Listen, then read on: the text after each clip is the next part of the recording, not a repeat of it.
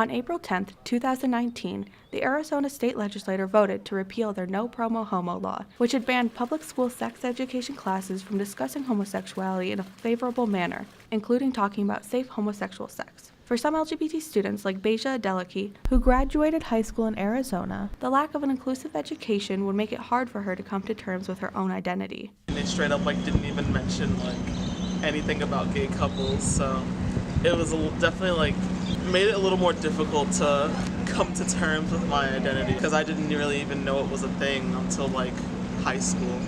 Devils in the Bedroom, a student-run organization, hopes to fill the gap left behind and provide college students with what Director of Programming Rachel Kuntz describes as comprehensive and inclusive sexual health education. There are students coming from all over the world to ASU, and for the most part, a lot of them have not gotten good sexual health education. What we're really hoping is that even though they didn't learn it earlier on, or maybe they did, but maybe it wasn't inclusive, or maybe they just want to continue learning, or to just be in a safe space where they can talk about these things.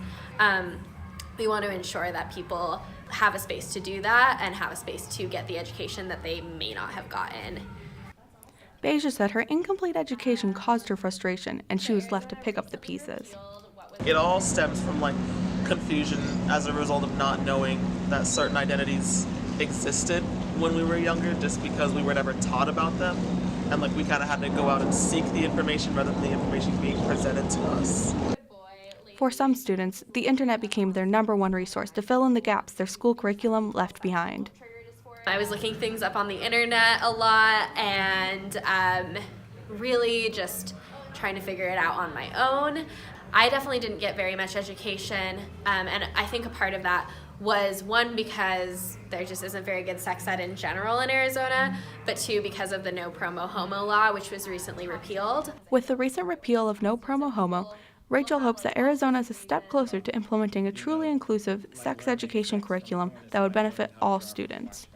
I think that if all states and schools were to adopt a comprehensive, inclusive sex education, one, that would make people who are queer feel a lot more comfortable and also make them a lot safer.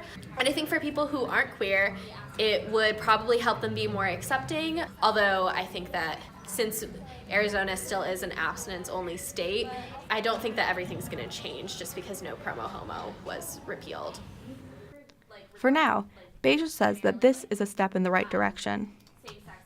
That's great for kids and teens everywhere, so they can actually get some exposure to LGBT relationships and identities, so maybe they can find themselves a little easier or faster.